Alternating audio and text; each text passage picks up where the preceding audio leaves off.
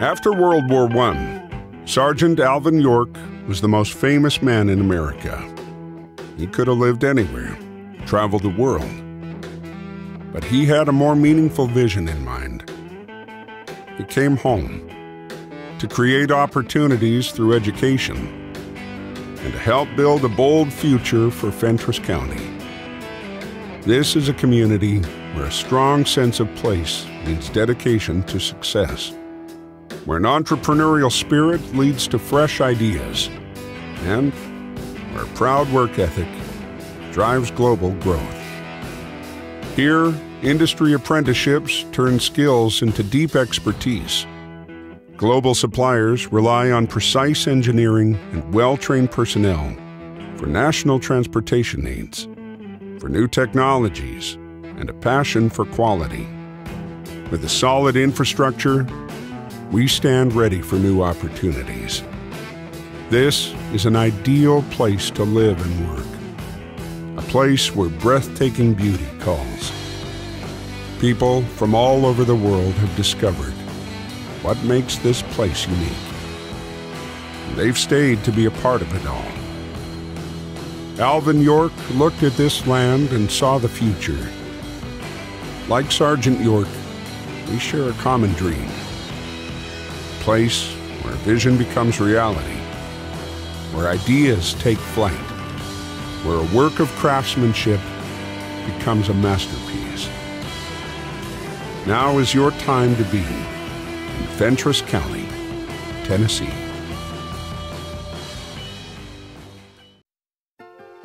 For more than a century, Union Bank has been serving the people of Fentress County. Now, as we begin a new chapter in our history of service, we want to take this opportunity to reassure you that while our building may be new, we're still the same friendly people you have known for years. Union Bank, the same people, the same goals, and the same commitment to you. Union Bank, your locally owned hometown bank for more than a century, growing to meet your needs. Equal Housing Lender Member FDIC.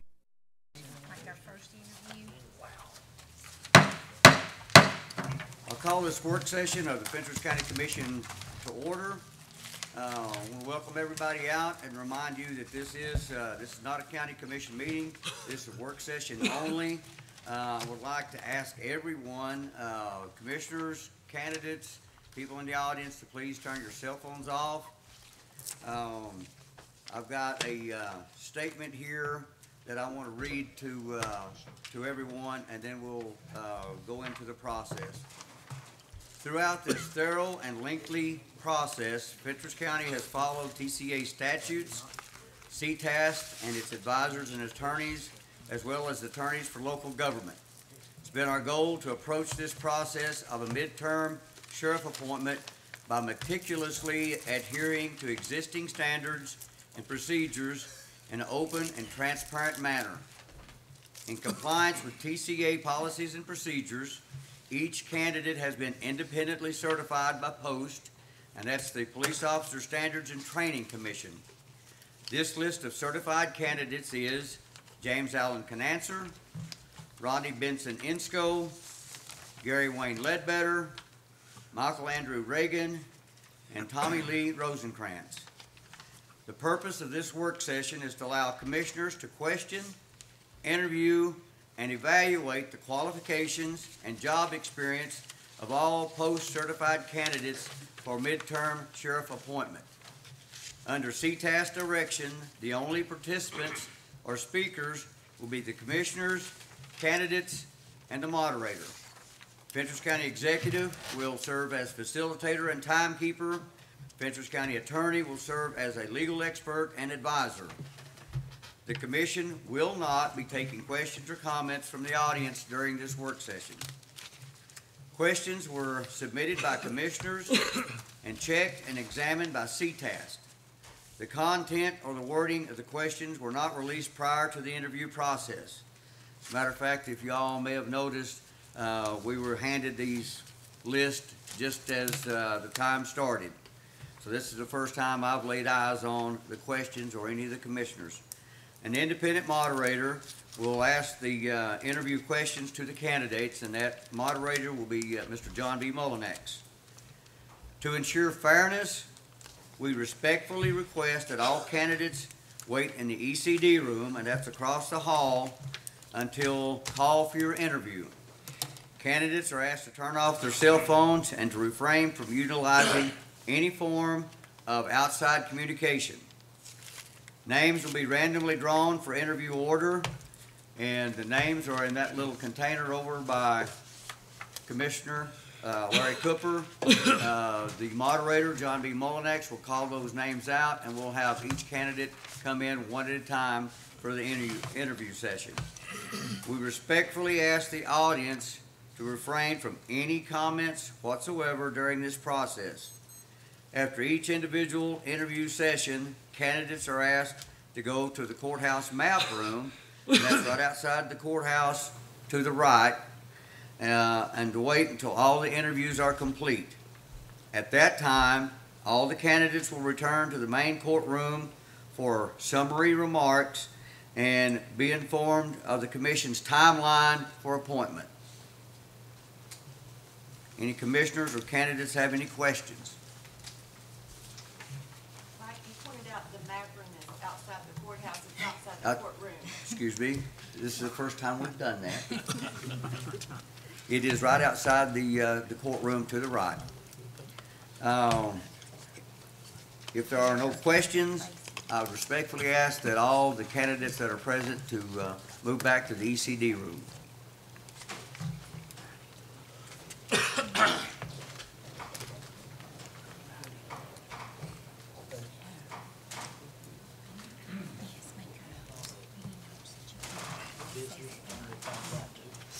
I did. Do what? Do we have someone that will go Of get course them? it. Do we have someone that will go get them? We'll have one of the officers. One of the THP are asked to do. Okay, if we're ready, John B., would you like to pull the name out?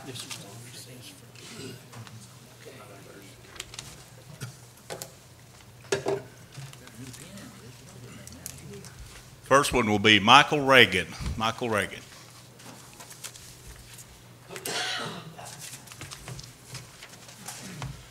While he's on his way, I want to welcome the members of the audience and the folks that are watching by way of TV. It's live on cable TV this evening, and good to have everyone with us.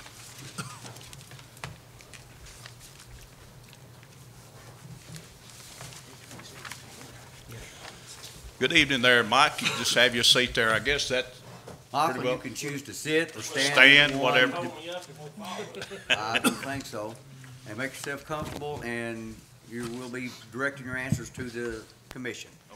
Mike, how much time do they have per question? Is there a time limit per There's question? not a time limit for question, but we're going to try to limit each interview to 20 minutes approximately. For all 10 questions. All questions, yes. All right, Michael, you ready? Yeah. Michael, with 1 year left before the election, what is your goal to better unify the department? Okay, I'm gonna,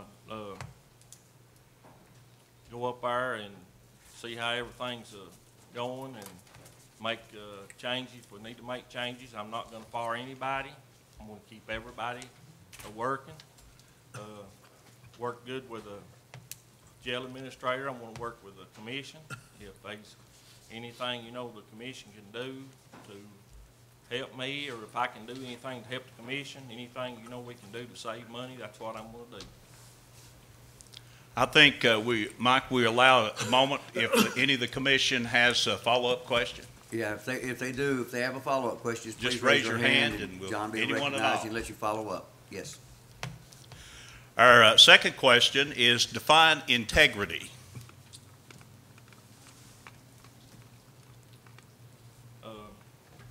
Integrity would be, to work hard, to do a good job. I'll be a working sheriff. I'll be working close with, everybody to make sure that the people of the county and everything's safe, and try to do a good job and make everybody proud to live in Fentress County. Question number 3. How are you going to make the sheriff more accessible to the people of Fentress County? I will be in the office. Again, I'll be in the office at at least 8 a.m. of the morning. They can get a hold of me, cell phone. They can come by the office. I'll be accessible, you know, they can call me anytime they want to. Have my cell phone. I'll be at the office, you know, Monday through Friday, probably Saturday and Sunday too, to get everything back on track and everything running like it needs to do. What is your cell phone number? 267-7041. Question number 4. Would you continue to allow the prisoners to do the mowing and litter pickup that they're doing now? Absolutely, they can, I guess I need to have been talking in the microphone, but, absolutely, they can still work, and if there's anything else that needs to be done in the county, and, you know, that we can get somebody out that's not trying to bring dope in the jail and stuff, absolutely, they can still do the mowing and the pickup or whatever we need to do. John B., just before you start, I've been notified that your feed is lost. Okay, they're working on it. We're still filming it and recording it. Okay, let's continue. Any questions from the commission on that? Continuing with question number 5. If appointed, what approach will you take to retain the current employees on staff in order to save the county the expense of retraining employees? If I get appointed, I will not fire anyone. I will, you know, if somebody needs to be moved to another position, then that's what, you know, we'll do. But I am not going to fire anyone. I want to let everybody work, give everybody the opportunity to work. I will not fire nobody. Question number 6. What are your expectations from your deputies, and how do you plan to let them know their job duties? Well, they've got a good department, the police department, the Fentress County Sheriff's Department, all works together. They've got, you know, they know what they need to do. They do a good job. I ain't got no complaints on the deputies.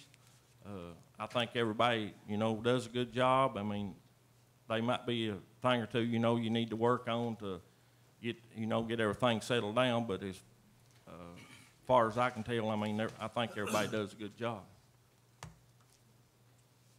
What about written policies and procedures? I've been told there's not got one up there right now, but if I get appointed sheriff, there will be a policy and procedure book. Each deputy will sign off on it when they pick one up.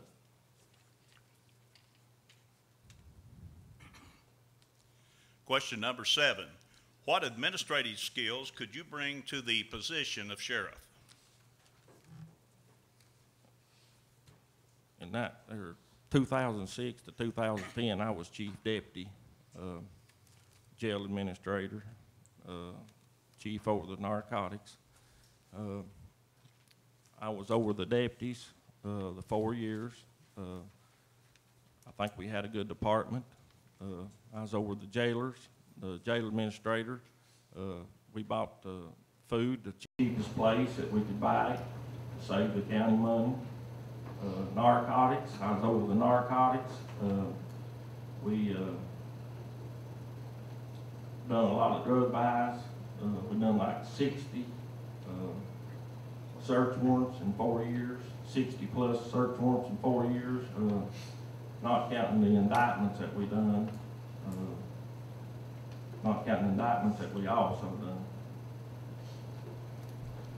Question number 8. From a law enforcement standpoint, what do you think is the biggest problem facing Fentress County, and how will you best spend taxpayers' money to counteract this problem? I'd say the jail up there is probably the biggest expense. I'd say I will work, you know, with the county commission, the people in the public. It's not, if I get appointed sheriff, it's not my jail.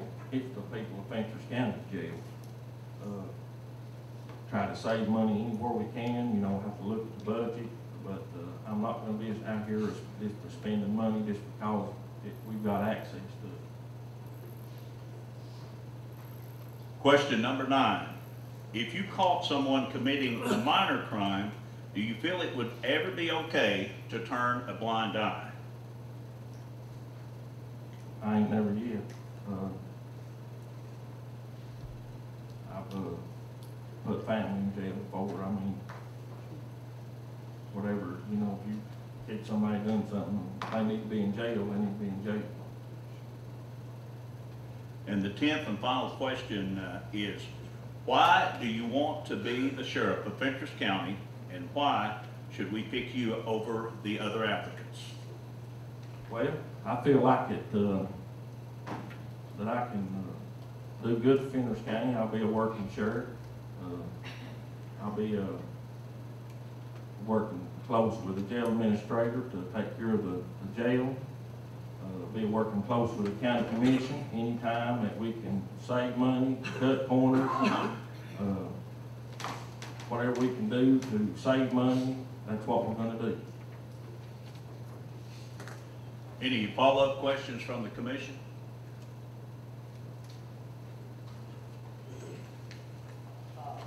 Michael, you said you would not replace anyone. 30, if you're appointed 30 days into the job, someone needs replacement. What are you gonna do? Depends on what the problem is.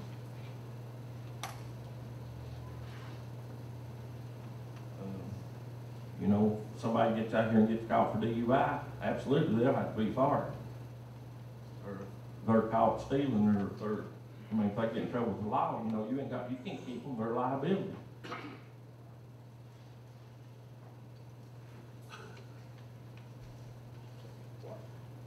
What about if it's, say, a deputy and they're not doing the job? Well, I think we, to have a good meeting, I think they'd probably go to work. There might be some up there that might need a little leadership. I think if I talk to them a little bit, I believe they'd do their job.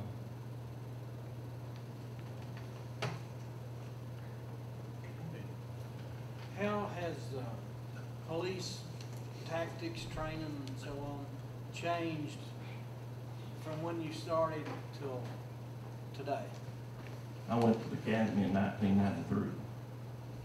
It's a lot different now than it used to be. I went quick whenever I first went, but just 8 weeks of it, now it's 10 or 12 weeks. There's a lot more crazies in the world, and I believe, than there used to be. That meth is a lot worse now than it was whenever, back in 93, all we heard of then was marijuana. But now it's more meth than it is anything.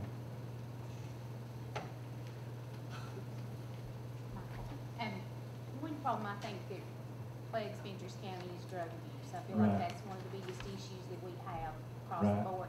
Do you have any ideas and things that we might could do to try to start changing the way the county's going?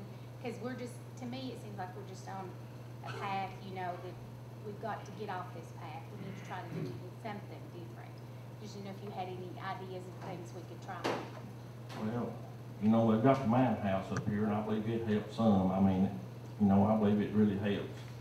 But, I don't know, you know, if somebody don't want to get off though, they're not going to get off of it.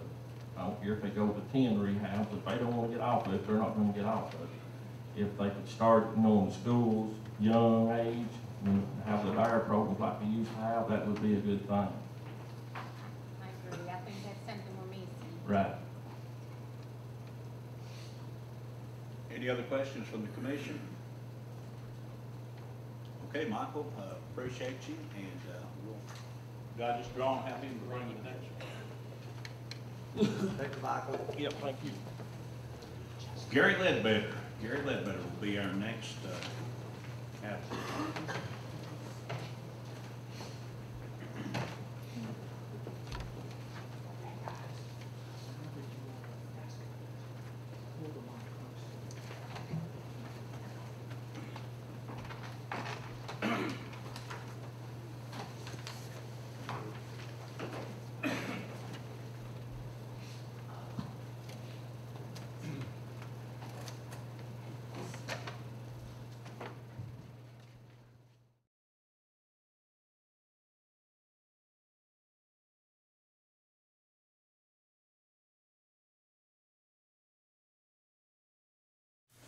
Gary, you're welcome to sit, or if you feel more comfortable standing, whatever you're comfortable with. Could you make anything else comfortable?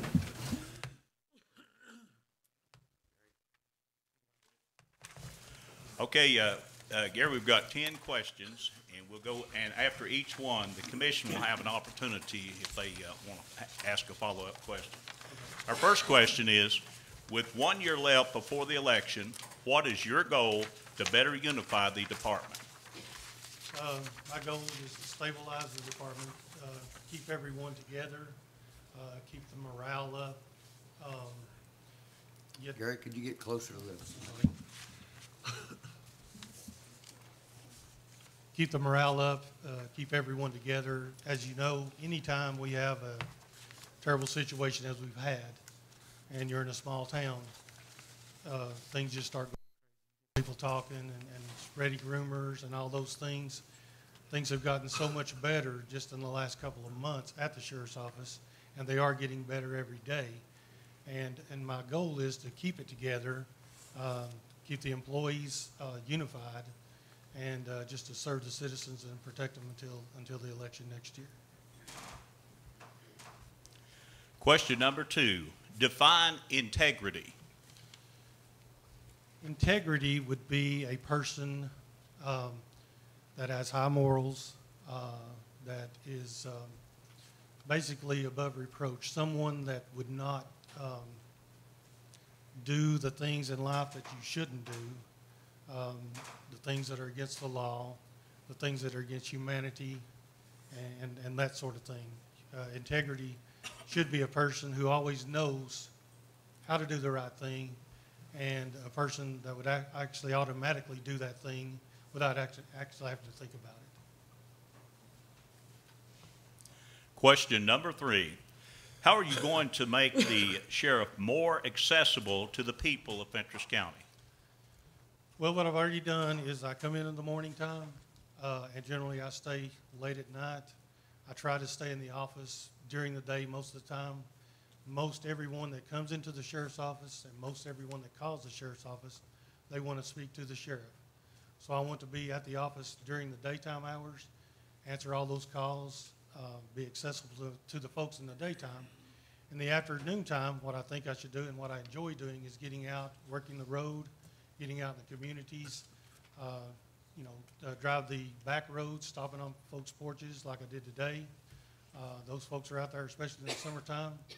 Just stop by and ask them, do you need anything, and things like that. And I've told all my secretaries and all the folks that answer the phone, to make sure that I get all the messages that come into the sheriff's office, because I think that's important. If someone calls the sheriff's office, they want to talk to you, and I think you should be respectful and call them back.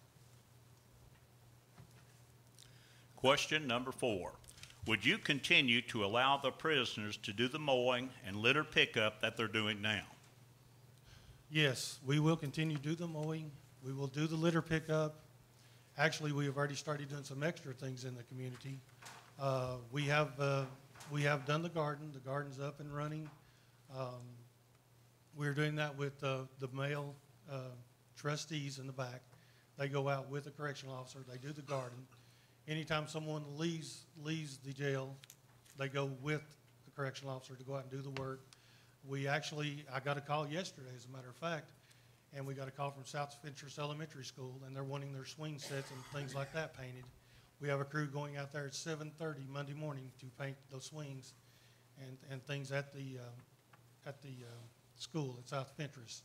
And anytime we can help a nonprofit, it helps Fentress County, and that's what we'll do. And as much as we can, as time allows, we will continue to do that, and we will expand on that.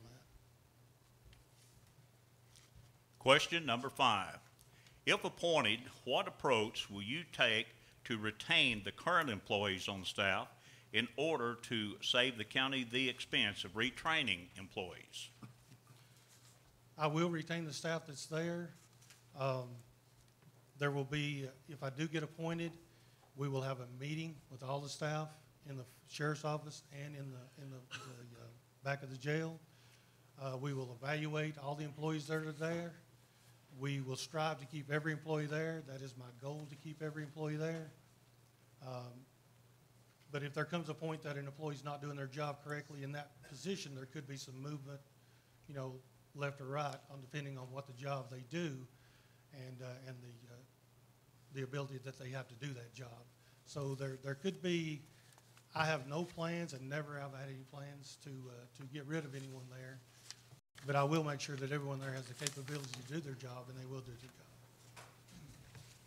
job. Question number 6. What are your expectations from your deputies, and how do you plan to let them know their job duties? The deputies have been there, and they have actually been there under me since 2014, since the election. I really think that our deputies already know how to do their job. We have a good staff of deputies. They are well trained. They go out, they do their job, they do their reports. They take care of the situations on the road, and our detectives take care of the situations. As you may know, yesterday we had a shooting, stabbing incident. We went out and investigated that, and our detectives and deputies, you know, performed that yesterday. So I believe our deputies know their job, but if there's a point that I think they don't, we will, you know, I will call them in, we'll have a discussion, and we'll make sure they're clear on what their job duties are. And I enjoy working the sheriff's office side. That's what I was appointed to do when the former sheriff was there. And I'm very proud of the fact that we have not lost a deputy at the sheriff's side in about 22 months. August the 3rd would be 2 years since the last deputy that either quit or got dismissed. So we've not had any turnover, and I think that speaks volumes for my leadership and some of the other leadership that's at the sheriff's office now. I have a follow-up. The deputies, I understand, you know, that you've not had any quit in however many months, but the Justice Center, the corrections officers, I mean, there's been a lot. I don't know the exact number, but I know there's been several of those quit. What can you do to make that better, make that more stable? Well, as of the last probably 3 weeks, it has gotten a lot more stable. As you know, there was a lot of problems in the back of the sheriff's office. That's no big secret to anyone now. And I was left the current situation that I had at that time. It was not a great situation, but we corrected a lot of things in the jail and in the sheriff's office, or specifically the jail. And as of now, we are fully staffed on male correctional officers, but we are still short 3 to 4 female correctional officers. For whatever reason, it is really hard to find a good female correctional officer.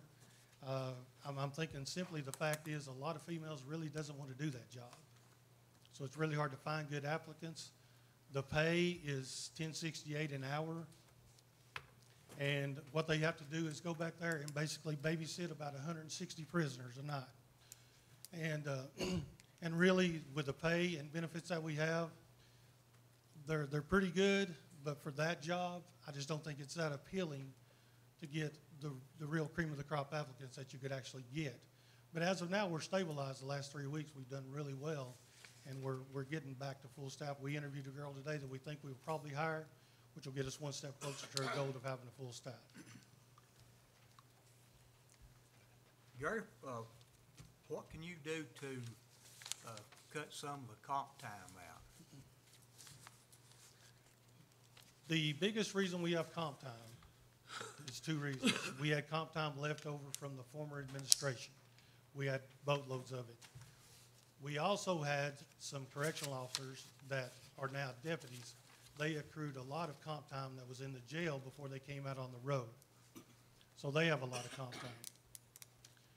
The problem with it being is, once we get fully staffed in the back, as you know, we can't give a lot of comp time off now because we don't have enough people to hold the fort down as it is.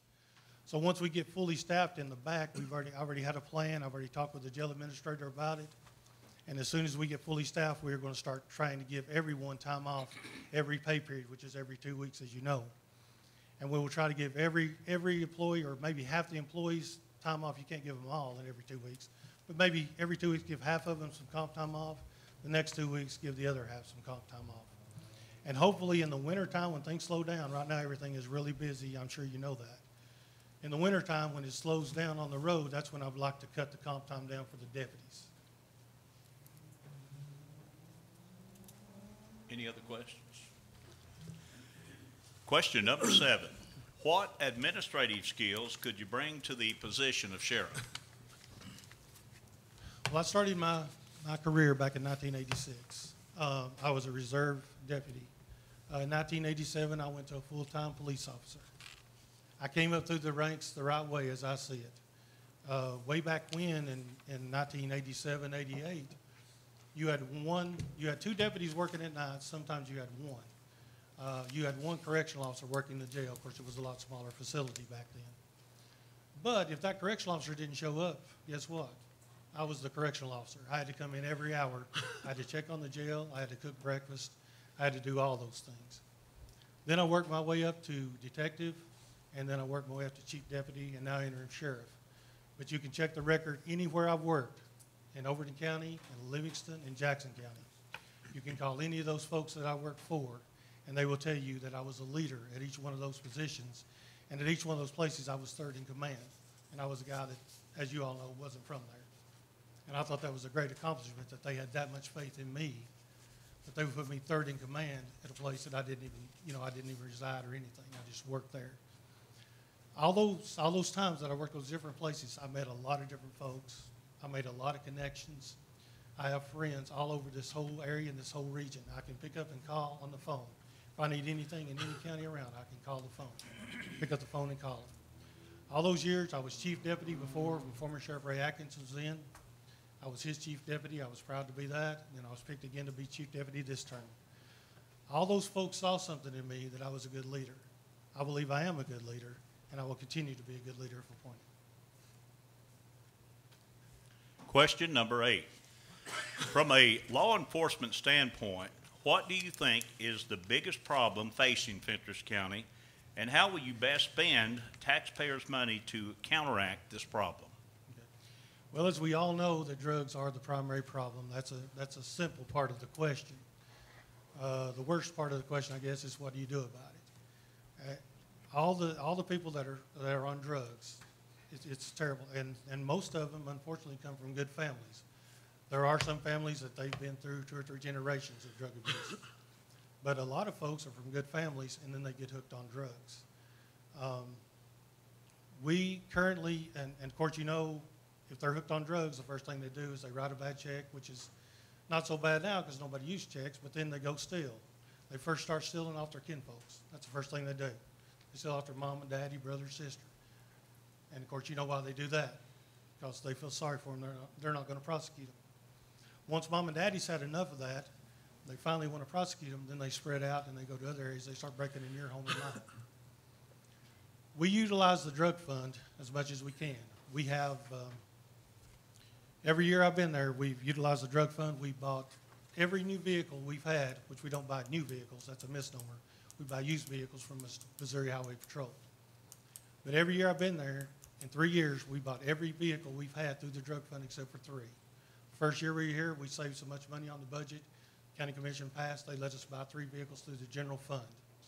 Every other vehicle we bought through the drug fund. We have bought bulletproof vests with the help of a grant, and half of it through the drug fund. We bought every officer a taser there through the drug fund. No cost to taxpayers. They're $1,000 a piece. We bought all those through the drug fund. We just purchased some AR-15s, and as soon as we go to in-service and get qualified with those, we'll be putting those in every vehicle. That's some of the things, some of the tools we've had to utilize for the deputies. The problem with doing something about it is no one can stop it, I'm sorry to say. You can bring anyone up here. If they tell you they can stop it, they're wrong. They can't stop it. The best we can do is we can slow it down. We have drug roundups periodically. As you know, we have one about every 3 months. We put them in jail. The system takes its course. And I'm not here to bash the system. It is what it is. You only have so much jail space. You only have so much help you can give these folks. But if they don't want the help, you're spinning your wheels. You can send them to rehab all you want. You can send them 5 times. Until they get to the point they want the help, court-mandated drug rehab or rehab because a family wants them to go is not going to work. So until they get to that point, it's not going to get any better. And unfortunately, very few of those folks do that. And as you know, most people that have used drugs for 20 years plus, they usually die of a heart attack between their 40s and 50s, and that's how we have most of our deaths in that age range. So we use drug money as much as we can. If we had a greater budget, which nobody does, nobody in this area does, we could do a lot more. But unfortunately, we don't have that. We are doing the best we can with what we have. We'll continue to do that. And there's always a couple of new programs we can look at, and hopefully we can implement those if they don't cost a lot on the budget side. Question. How can you break the stigmatism that people in the county, I mean, I've heard them several, say they've called the sheriff's department viewing people dealing drugs, and the answer they get is, oh, we know he's dealing, we're waiting to catch the big guy. Well, I mean, the little guy is just, that, you know, that's not a good answer. That's a stigmatism. Will you work to change that? Yes, Donald, and you have never heard me say that, and nobody. No, I know, but yeah, I mean. But I'm saying nobody in the public can testify that I've ever said that, because we are out to get every drug dealer in the county that we can catch. The problem we have, and as most of you know, I'm sure all of you know, the laws are on the drug dealer side. If somebody calls up and says Joe Blow's selling drugs at Save-A-Lot parking lot, well, that's great and good. You can't just run up there and jerk them out of their car and search them. The laws are on their sides. We have certain parameters we have to go by, which makes it a lot harder for us to catch them. You would not believe the parameters we have to go by to get a search warrant to get in someone's home, which I understand that's the most intrusive thing you can do to someone, to actually go in their home and physically take control of that home. But we have all these shackles on us, and they don't have any on them. They can do what they want. And we have a certain number of police officers that are on the road each day. It varies as people take time off, things like that. And the new thing now is they know we don't have any women deputies. So now they hide it on all the women. That's the trend that's going on now. So I'm hoping to implement some more programs where I can at least get some more women, if not on the road, at least in a position where I can call them and get them to come out. And we've done that. We've called female CEOs to come out on the side of the road and actually search women if we have a car stop that's close enough to the jail. But we also got a time limit we got to go by. It's got to be a reasonable time. It's not 10 minutes or 20 minutes. But if we make a car stop and we want to hunt for drugs, we have got a reasonable time limit, according to the Supreme Court, that we can go by to actually get in that car and search it. Now, if we find something right up front, then it's sort of fair game. We can take our time then and go from there. The ones that have come to me said they're reputable people. I mean, they're not, Sure. you know, I mean, these reputable people that tells me that the deputies shouldn't be telling them, whoever they report to should not be telling them, we're waiting on the big guy. That's not a good answer. That is not a good answer at all. I agree with you 100%, and I would hope that none of my deputies are doing that. I have not heard of any of my deputies doing that since I've been here. And if they are doing that, we'll correct that, because we are here to catch any drug dealer that's out there, because they're all part of the problem, Donald. Not just one or not just the big guy. The big guys don't even live here. You know, they're just sending it to us. Anyone else? Question number 9. If you caught someone committing a minor crime, do you feel it would ever be okay to turn a blind eye? Well, I guess that depends on what you mean by minor crime. People speed every day. I'm sure you all speed. I won't say all of you, because some of you may not. But most everybody speeds every day. Police officers stop them every day for speeding. Sometimes they get a ticket, sometimes they don't. Generally here, everybody knows everybody. If you pull somebody over, you know who your troublemakers are. If you pull over someone that's causing you a lot of grief or a lot of trouble, you may want to look at them a little more closely. I've been trained a long time ago that if you get, say, a drug dealer pulled over, if you can't find the drugs on him, you at least write him a ticket. You keep him in the system as much as you can. You keep his name in the system, because it all stacks up against him as you go. So you keep his name out there. But if I stopped a very good citizen, or any of my deputies stopped a very good citizen, he was speeding, he was going 67 miles an hour to 65, I mean, you know, whatever it may be, 70 to 65.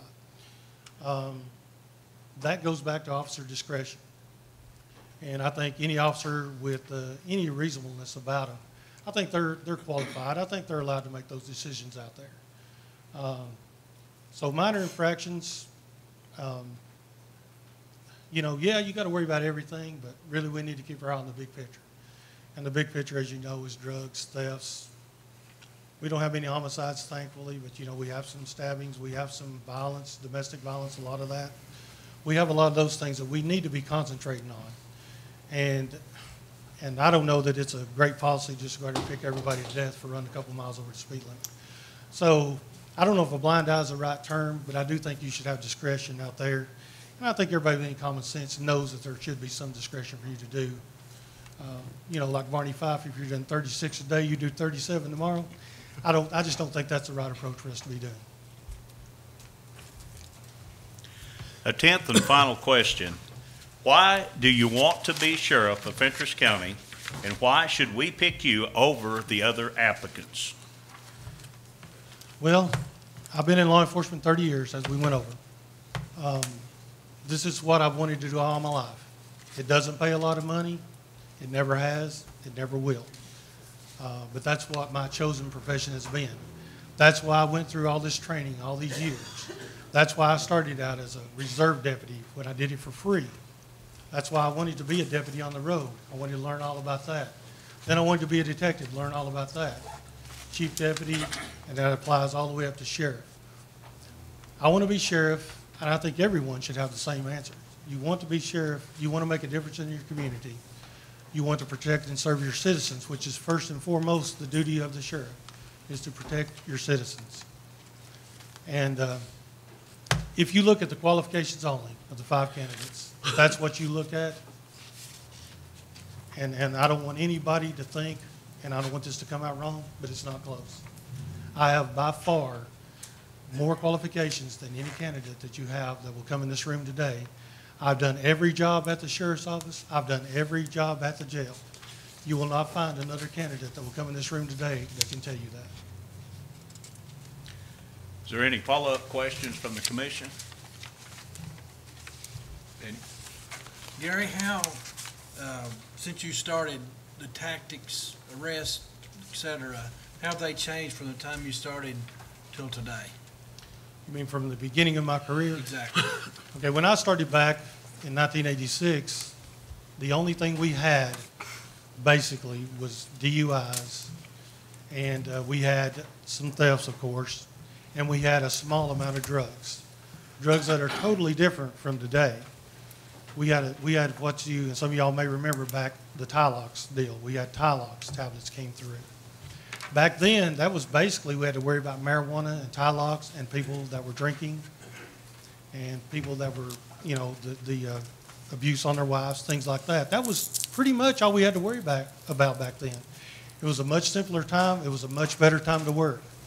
About one more minute, Gary. Okay. Now, as you know, we've got everything, almost. We're still fortunate we don't have heroin, or very little. We don't have some of the harder drugs like acid, but we do have the meth. That's our largest problem now. The state changed the laws a few years ago that made it really hard for the meth makers to cook meth. That helped tremendously at the time. Now they've changed. All our meth comes in from out of town now. They send it in from Mexico and other places. And it starts there and it just expands out all over the United States. That's where we get our meth from in little old Jamestown, Tennessee. It comes to Atlanta. Atlanta's the hub. They spread it out all over the southeast. So unfortunately now we just have so much more to deal with and so many more drugs than we had back in 1986. It's just a much more difficult job now than it was back then. Thank you, Gary. That it? Gary, if you don't mind, have James Knatzer to come.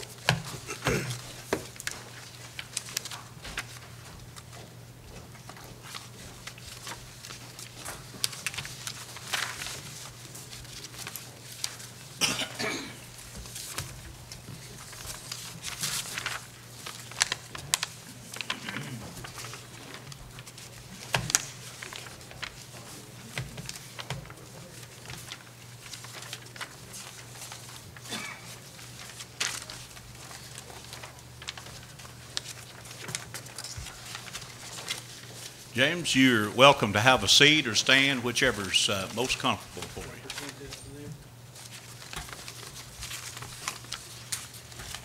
For all.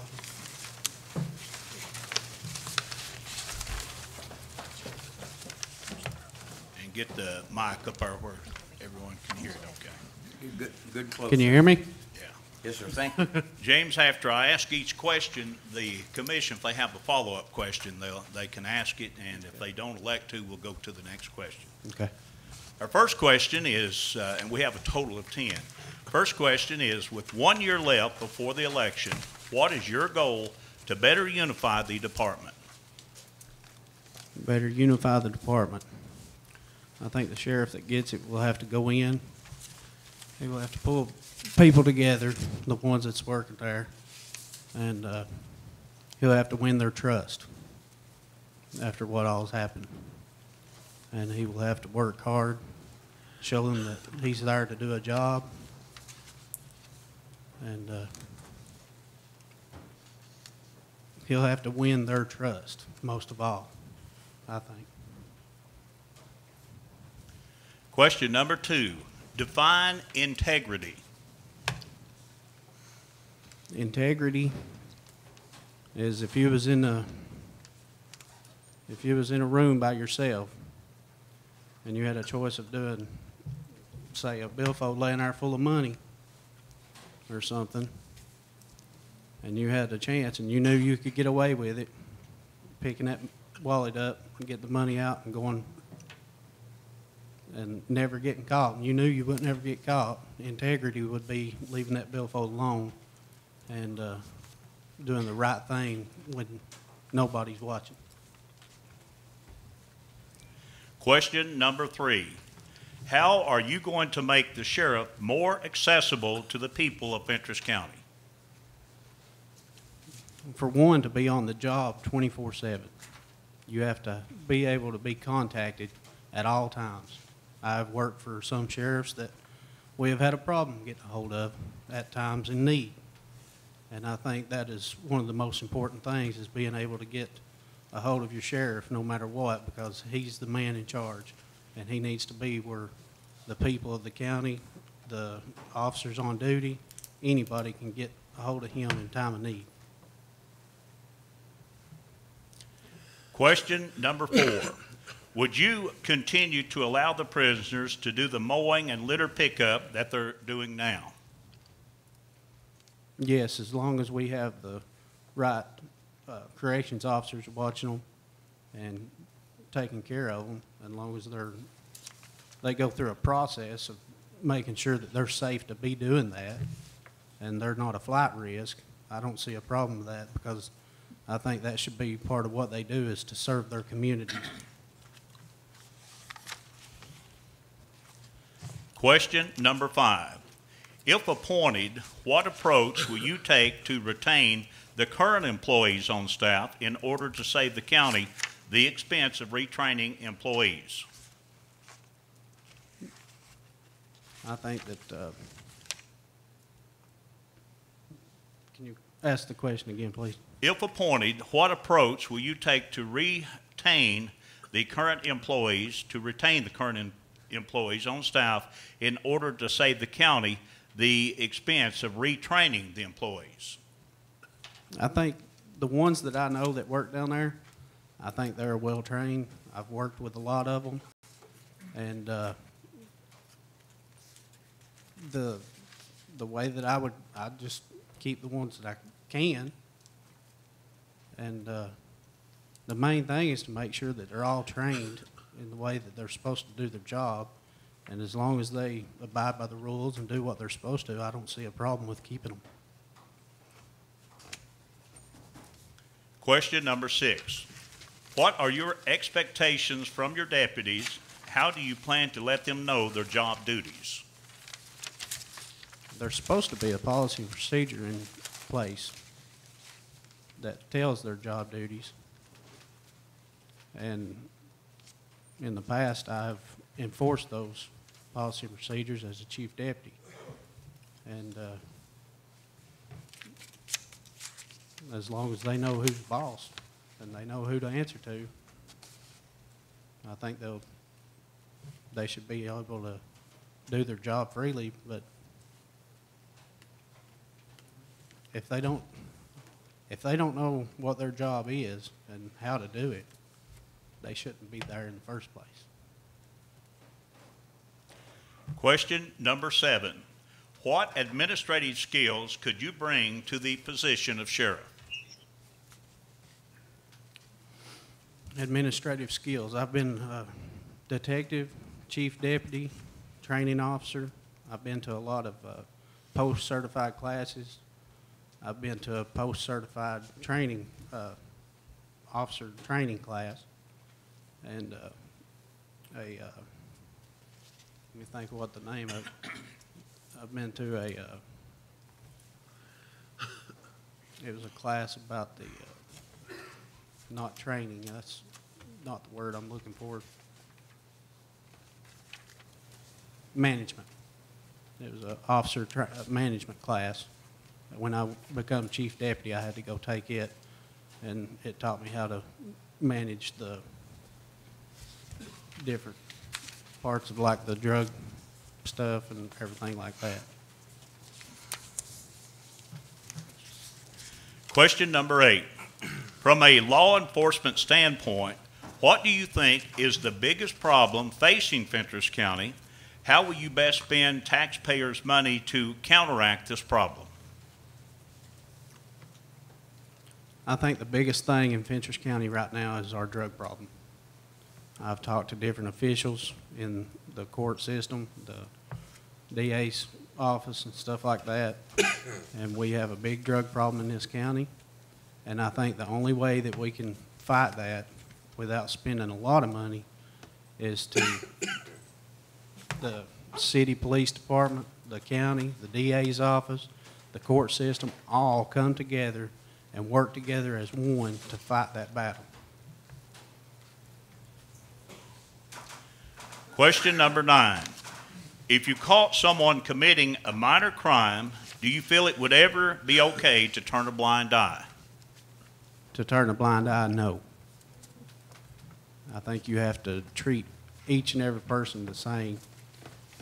And a crime to crime, there's different ways of dealing with each crime. But never turn a blind eye, no. Absolutely not.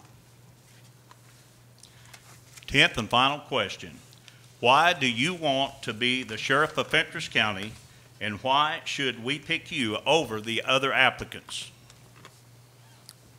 I want to be the sheriff of this county because I believe that I have the training, the qualifications, and I think it is high time that this county has an honest, dependable, trustworthy sheriff that they can count on, that they can get a hold of when it's time to work and do their job to the best of their ability. And that's the only promise that I'll make, is that I will do this job 100% to the best of my ability. Does the commission have any follow-up questions? None at all. Let me draw this name here, and if you don't mind, tell the next one to come in. Thanks, sir. Thank you. You're welcome. Thank you. Tom Rosecrans. You just tell him there.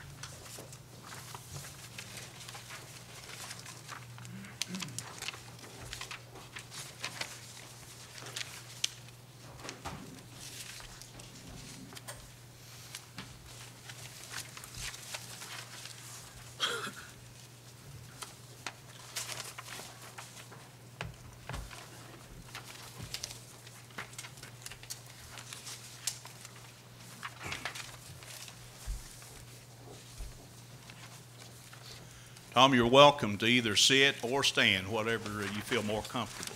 Okay, I'll stand. Just pull that mic up where pick you up good. Just up to where you can get, speak into it good and clearly, Tom.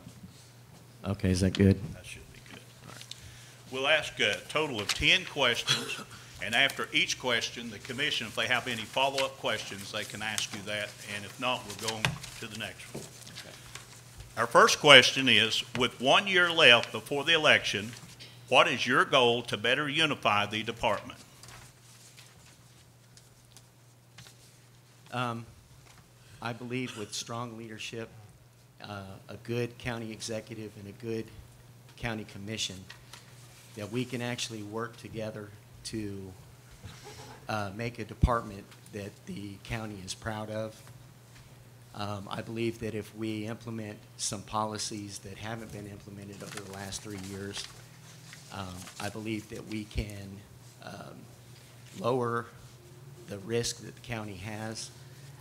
I believe that we can have employees working for us that are comfortable with what they're doing because they know what they're doing.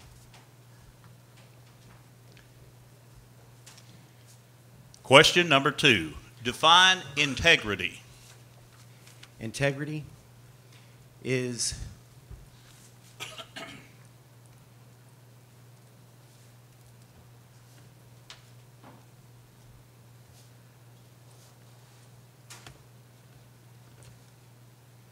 showing that you have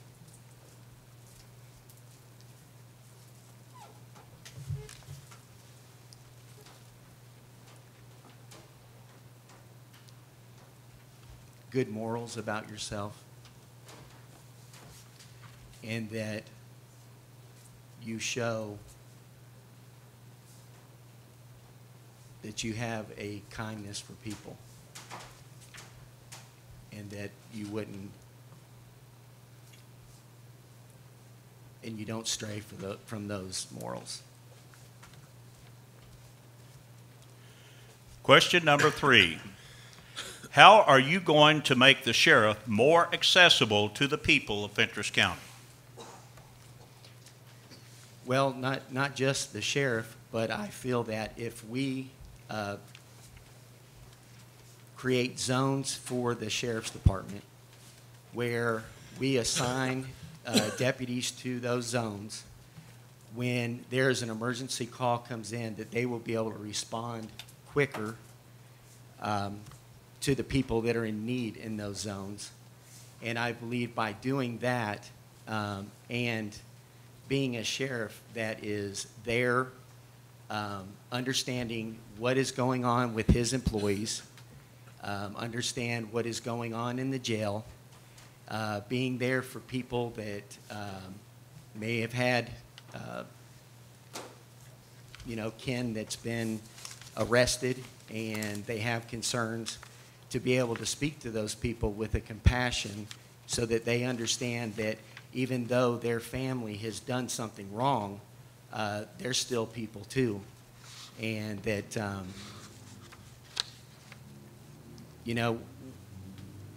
there's a lot of things that happen in a county where people are robbed and their loved ones may die. And if you show that you have the compassion for those people, and I mean a true compassion, where when somebody needs to talk to somebody, if you have a sheriff that is there that will talk to them, I feel that it will give a better light to the sheriff's department, but also to the sheriff. Question number 4. Would you continue to allow the prisoners to do the mowing and litter pickup that they're doing now? Absolutely. I believe that we need to be able to get grant money from the state to be able to offset some of the costs that we have with the jail. And I absolutely believe that that is something that needs to be done. Absolutely. Question number 5. If appointed, what approach will you take to retain the current employees on staff in order to save the county the expense of retraining employees? When I was appointed chief investigator for Overton County Sheriff's Department, when I took it over, their solve rate was 6%. Within 3 months, I brought it up from 6% to 70%. The investigator, or the chief investigator that I took it over from, had 30 years experience, and with the same detectives that he had, we brought it up from 6 to 70%, and that's using the same people that he had. It's just being able to motivate them and show that you're a leader, and to work side by side, and I wasn't afraid to do what they were doing. You know, it's just like a football team that hasn't won a game in a year, and the owner of that team says, we're going to find and appoint a new coach, and that coach takes him to the Super Bowl the same year, and he's done it with the same players. It's not the players' fault that they didn't win a game. It was because they didn't have the motivation and the leadership of a good coach that can make them winners. And anybody that says that these officers or jailers are not going to have an opportunity, or they're going to lose their job, that absolutely is not true. I can get in there and I can work with them as a leader, and you know, the last thing we need to do is turn this budget upside down. We need to be able to work with these people, and I honestly believe that, I mean, if I can take a investigation division in Overton County and bring it from 6 to 70% in 3 months, and then run consistent at 70%, I can surely take the people that are in place and be able to have a winning team. And I believe that. Question number 6. What are your expectations from your deputies, and how do you plan to let them know their job duties? Well, I'm going to implement a policy and procedure, but also a job duty description that will explain each of their duties, how those duties work, and what we expect of them. And they will have a booklet that is made up, that is approved by the county commission. And once that's done, when they receive that booklet, they will have to sign off on the back so that they understand what the citizens and what the sheriff of this county expects from them. Question number 7. What administrative skills could you bring to the position of sheriff? Well, I've been in business for over 20 years. I had a multi-million-dollar construction company in Florida. With my law enforcement experience and as a chief investigator, I've had many employees, and I've been able to get along with them and be able to get the job done that was in front of us. Question number 8. From a law enforcement standpoint, what do you think is the biggest problem facing Fentress County, and how will you best spend taxpayers' money to counteract this problem? Well, there's a lot more than just one, but if I had to pick the biggest one, it would be drugs. And the best way to combat that is to work at it every day.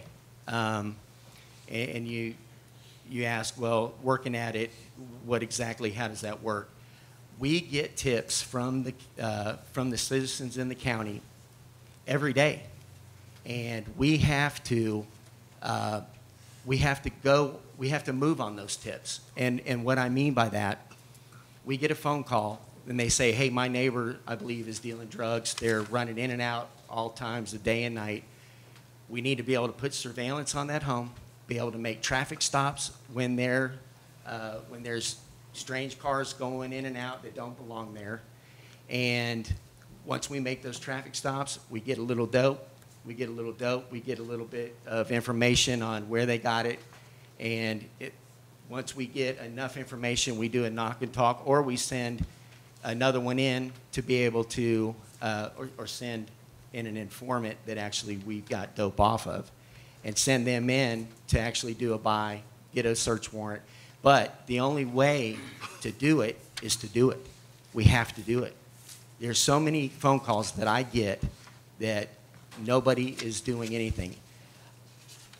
I'm going to tell you, I had an uncle come to me that, not my uncle, and I don't really want to say a whole lot, but he came to me and asked me, would you be interested in going to work at the Sheriff's Department? And under this administration, no, I wouldn't. And I don't mean you, and I don't mean the county executive. What I meant is I didn't think it would be beneficial for me to try to come in and work with the administration that's in there. And what I mean by that is, well, he's not here anymore, but the previous sheriff. And because he knew things weren't getting done. There's a lot of people that call and say, hey, I've called the Sheriff's Department, I've called, they don't do anything, they tell me they're going to do something. But, you know, it's just like when I got the investigation division in Overton County. And I got my guys together and we sat down and I said, listen, guys, there's only one thing we have to do. We have to just do it. And what I mean by that is if you do something, you'll get something. If you do nothing, you get nothing. And the problem is there's a whole lot of nothing getting done. I mean, I'm telling you, we could have the very best sheriff's department even out of the surrounding counties. I honestly believe that. But you have to have a sheriff that is willing to go to work, be able to look at the budget every single day, and be able to figure out, okay, what are we going to do to be able to cut this budget back, give the citizens better coverage, and get our jobs done. If we can do that, we can have the very best sheriff's department Fentress County has ever seen. Question number 9.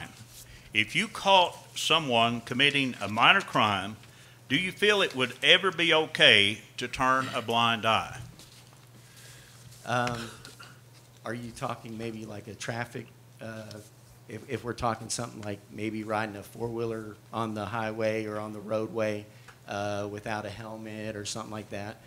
We live in Fentress County, and we're not a big city here, and absolutely. Have I done it? Absolutely. I believe that, you know, we all live here. We have to be able to get along. And in my eye, I mean, I can't say that they really were doing anything. Unless they were driving reckless, they endangered a kid, they endangered a family that was driving down the highway, then that's one thing. But I mean, this is Fentress County. This is why we moved here. This is why we live here, because we like how it is, and we don't want to change that. So absolutely, turn a blind eye.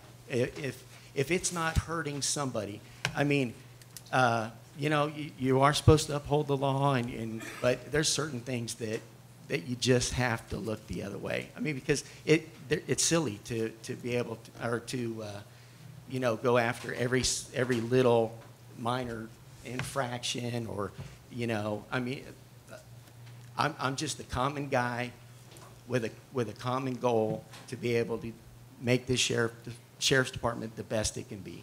And if it means turning a blind eye to a small little, you know, nonsense kind of law, then yeah, I'm going to do it. Can I get it? I'm gonna get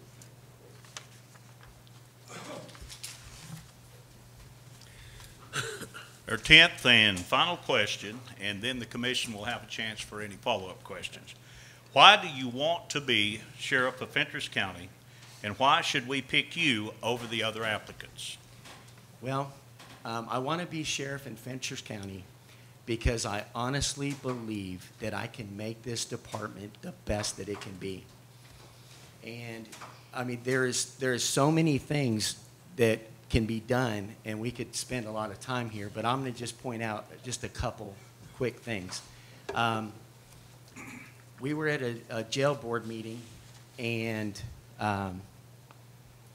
Jeff Green mentioned, how is your civil process done? How is civil papers served, and how are warrants served? And we got the answer, but it wasn't the right way. And I'm going to explain that to you so that you guys understand, and ladies, understand how, and this is just one little thing, how we can fix this, then we can fix a lot.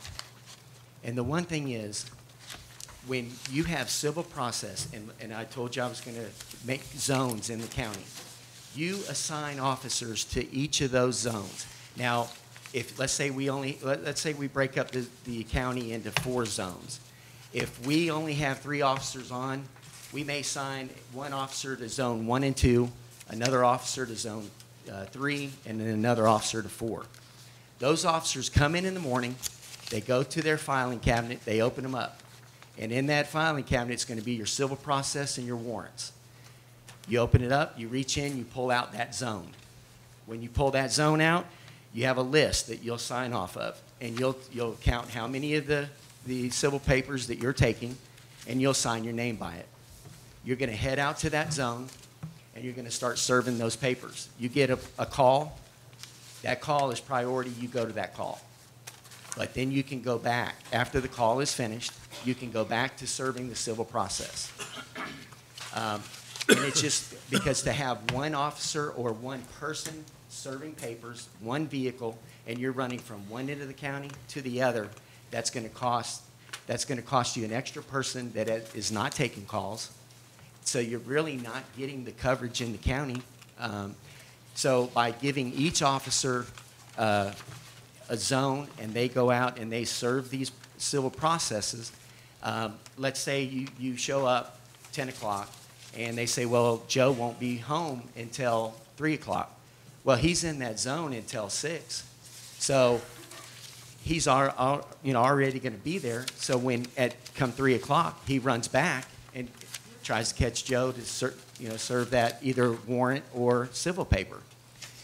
That way, you don't have a car that's going back and forth, and then really you're only going to get half done, or maybe even quarter. So you're going to serve the papers faster. You're going to be able to get your warrants served quicker, and you're going to be able to free up an employee, a full-time employee, and you're going to be able to free up the car that is used for that. So you either take that car and that person, and now you've got an extra officer on duty that can take the calls and do everything else, and you're giving the citizens you're giving them a better coverage, and your response time's going to be quicker, and you're not costing the county any more money. Just real quick, the other thing is at the jail board meeting, Lester, you brought up about the nurse and the time the nurse was going to be there.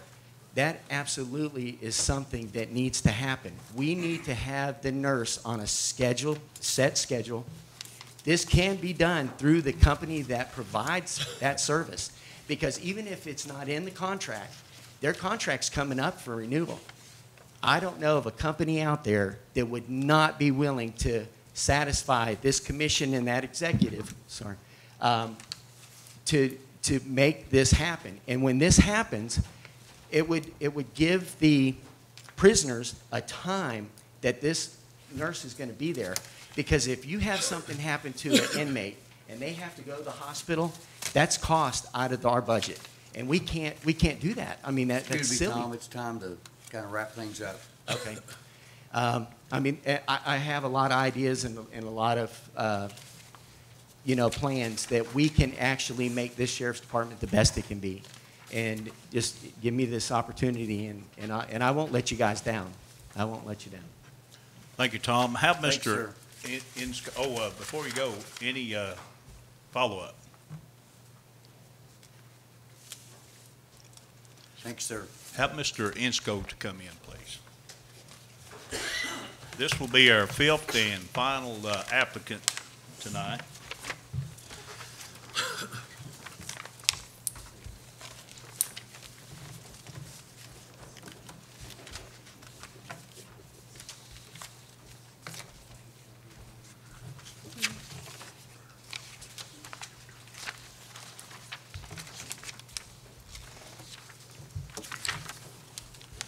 Rodney, you're welcome to stand. Some of the applicants have been sitting. Just adjust the mic if you'd rather sit, whatever you feel comfortable with. Stand. Several of them sit, some of them stood, whatever. That's fine. Just get comfortable. We've got a total of 10 questions we'll ask. After each question, the commission will have the opportunity, if they have any follow-up questions, they can ask follow-ups. And at the end of the 10, if they want to ask any follow-ups, so they'll be able to do that. You ready? Yes, sir. Question number 1. And make sure, try that out, so make sure it's that Check, close. 1, 2. Yeah, that's good. Question number 1. With 1 year left before the election, what is your goal to better unify the department? I guess put them back to work for the residents and the citizens of Fentress County. Get them back out in the residential neighborhoods and have monthly meetings, at least monthly meetings, maybe with the supervisors, have daily meetings to make sure everybody's doing what they should be doing, what they need to be doing, making sure the public's seeing them, they're being visible in the neighborhoods, patrolling the churches and the businesses, and especially the residents during the day, because I guess the burglaries are a big, big problem here. Well, if you're out being seen in the neighborhoods, you're going to cut down on your burglaries and your thefts. Question number 2. Define integrity. Oh my goodness. Honesty, hardworking, loyal, talking to people with respect, pretty much. Question number 3. How are you going to make the sheriff more accessible to the people of Fentress County? Be out there working with the county officers, be able to be reached day or night by phone, going to the county ball games, whether it be high school ball games or elementary school ball games. There's a lot goes on at the elementary school ball games because I go to a lot of them. You know, if there's a public function going on, the sheriff needs to definitely be there, I think. Question number 4. Would you continue to allow the prisoners to do the mowing and litter pickup that they're doing now? Yes, sir. Yes, sir, I would. Question number 5. If appointed, what approach will you take to retain the current employees on staff in order to save the county the expense of retraining employees? Oh, I wouldn't fire anybody. There's a lot of good officers up there. There's a few that need a little more supervision than others, but for the most part, the sheriff's department has fantastic officers. They all took the oath just like I did, and as far as I know, you know, they all work, you know, follow the oath and do what they should do. I think there's a few of them that's kind of forgot that when we took the oath, it's protect and serve. Any of them out there would if we had a shooting or a bombing somewhere, every one of them would go to it 100 miles an hour, and I'd be right there with them. But a lot of them forgot 90% of this job is public service. You know, I think if you see a lady sitting on the side of the road, you know, with her flashers on and 2 kids in the back seat, you know, there's no doubt in my mind we ought to stop and check her. Or see a child walking up the side of the road, at least stop and ask where they're going. And I don't think we do enough of that. Question number 6. What are your expectations from your deputies, and how do you plan to let them know their job duties? I'd call a meeting first and foremost. God willing, if you appoint me sheriff, I will call a meeting, and I'll explain to everybody right instantly that we're going to get back out and we're going to start serving the public. I'd work right along with them. I think the county needs to be zoned a little bit. I don't know, you know, quartered or you know, but it needs to be zoned, and we need to have an officer in that zone 12 hours. You know, if the shift is 12 hours, we need to have an officer in that zone 12 hours. And if I had to be one of those officers, I would be one of those officers. Or if I had to go back one of those officers up, I'd definitely go back them up. Question number 7. What administrative skills could you bring to the position of sheriff? Well, I've been in supervisor positions before. Once in law enforcement. I was a sergeant for the Baxter Police Department. But before I got in law enforcement, I supervised 75 people over at a produce plant in Crossville.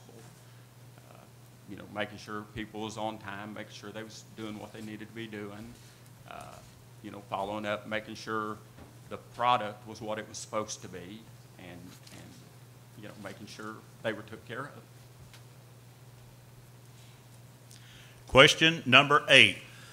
From a law enforcement standpoint, what do you think is the biggest problem facing Fentress County, and how will you best spend taxpayers' money to counteract this problem? The biggest problem that I'm hearing is theft. The neighborhoods, the residents being broken into.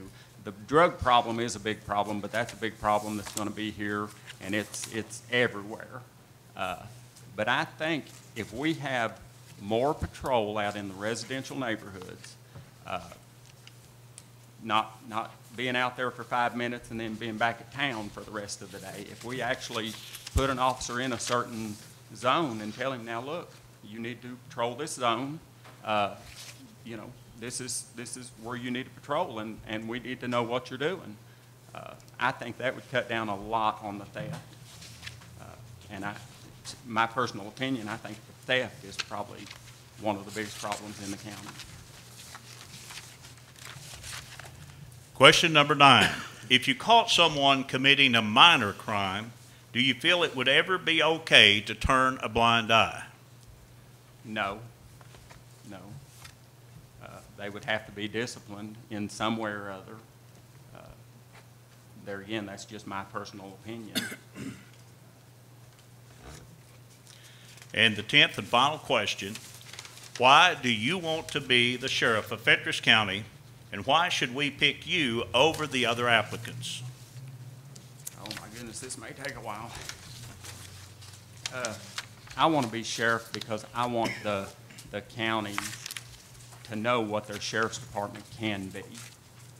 I want to, like I said, I want to get patrol back out in residential neighborhoods. I want to put an officer in each zone of the county, cut down on the response time, cut down on the fuel we're spending, go into these calls. If we leave Jamestown and go to Clark Range, you know, 15 times a day to answer a call, that's 15 trips back and forth to Clark Range. If we have an officer out there, it cuts down on that trip. It cuts down on the response time. It cuts down on the maintenance on the vehicle. If you're running 30 through traffic, you know, you're starting and stopping, you're burning more fuel, you're a danger to the public if you're already there. You know, you can have an officer. You know, there are times when you're going to need backup. I don't think we need 15 cars going to one call, you know. And not to say that happens a lot, but I mean, there have been times, you know, you'll pass by a traffic stop and there's 5 law cars sitting behind it. You know, we stop vehicles every day, you know, and we see the highway patrol. You know, we'll throw our thumbs up at them. If they throw our thumb up, you know, we go on. We don't necessarily stop and hinder their traffic stop, and they don't stop and hinder ours. You know, so I think that'd be a big benefit to the county. Keep your officers out patrolling their areas unless they're definitely needed somewhere else would be the way I'd start. Does the commission have any follow-up questions? Mr. Green. I have one. You were emphatic about not firing anyone, and I'm not suggesting or implying that anyone needs firing, but what if they did need firing?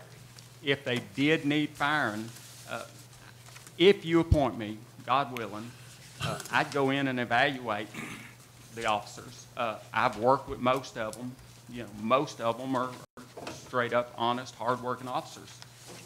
Any one of them I've dealt with. Like I said, they jump in the fire if they had to. Any one of them would. I would take a few days, investigate it, see what needed to be done, you know, regardless of what it would be. And I would think about it a day or two before I made any split decision. Anyone else? that would depend on the circumstance before you Yes. wait a few days. Yes, sir, it Something would. might happen, you Yes, need sir. to do it now. Yes, sir. Yes, sir. And there's always that possibility, you know, if they were in a domestic and wound up shooting somebody, yeah, you'd have to do what you have to do. But for the most part, I always like to, if possible, you know, weigh out my options, see what's actually going on. You know, you don't, with the exception of something major, you know, if it's a decision you can put off and think about a night, it's always better to do that, I think. Any other questions? That's it, Mr. Insco and Mr. Thanks, Cross. sir. That's the If, fifth and final app. One of the officers could bring the other candidates out, please.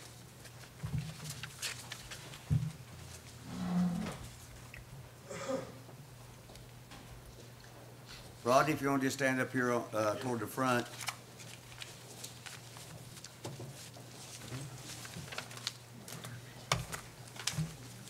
First of all, I want to express mine and the commission's appreciation for all the candidates, their desire to serve the Fentress County Sheriff's Department and their desire to serve the citizens of Fentress County. I want to send my appreciation to the audience. You've been very respectful. You've done everything that we've asked you to do. I appreciate the passion that you have for Fentress County. You're here for a reason because you know that this is an important decision and that we're taking it very seriously. We're trying to do a good job for Fentress County. I appreciate the commissioners for their passion and dedication. That's the reason that they're sitting here. They wanted to serve the best interest of Fentress County, make the right decision for the right reason. So I appreciate everybody, your professionalism, your dedication, and your commitment to Fentress County. From this point, we will meet again on Monday, July the 18th, 6 o'clock, in our regularly called commission meeting. At that time, 17th. Yes, that's right. Excuse me. July the 17th, 6 o'clock. We'll have a 5 o'clock work session and then 6 o'clock called county commission meeting. And one of the agenda items will be the voting on and appointment of sheriff. Following that, then on Tuesday, July 18th, 9 o'clock, in the large courtroom of the Fentress County Justice Center, the candidate that is appointed on Monday night, July 17th, will be sworn into office at 9 a.m. by our General Sessions Judge Todd Burnett. Again, appreciate everybody being here. And again, for the candidates, your commitment, your dedication, your desire, your willingness to serve Fentress County. And this has been a long process, and as we pointed out earlier, it's one that we've not been hasty with. We followed Tennessee Code Annotated and its statutes. We've followed CTAST and the advice of their attorneys and advisors and local government. Be sure that we do this the right way and for the right reason. So once again, we appreciate that. Leslie, you have anything else? I just thank our moderator. John B., thank you very much for a very good professional job. We appreciate the media that's here and everybody in the audience. THP, everyone. They came out and did our security. Yes. If that's it, dismiss this work session. Thank you. For more than a century, Union Bank has been serving the people of Fentress County. Now, as we begin a new chapter in our history of service, we want to take this opportunity to reassure you that while our building may be new, we're still the same friendly people you have known for years.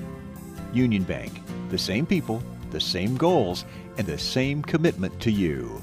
Union Bank, your locally owned hometown bank for more than a century, growing to meet your needs. Equal housing lender, member FDIC. After World War I, Sergeant Alvin York was the most famous man in America. He could have lived anywhere, traveled the world, but he had a more meaningful vision in mind. He came home to create opportunities through education, and to help build a bold future for Fentress County.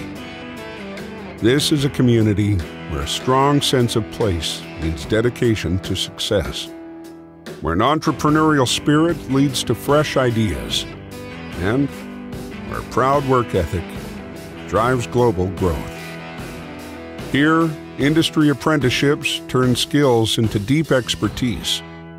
Global suppliers rely on precise engineering and well-trained personnel for national transportation needs, for new technologies, and a passion for quality. With a solid infrastructure, we stand ready for new opportunities. This is an ideal place to live and work, a place where breathtaking beauty calls. People from all over the world have discovered what makes this place unique. They've stayed to be a part of it all. Alvin York looked at this land and saw the future. Like Sergeant York, we share a common dream. A place where vision becomes reality, where ideas take flight, where a work of craftsmanship becomes a masterpiece. Now is your time to be in Fentress County, Tennessee.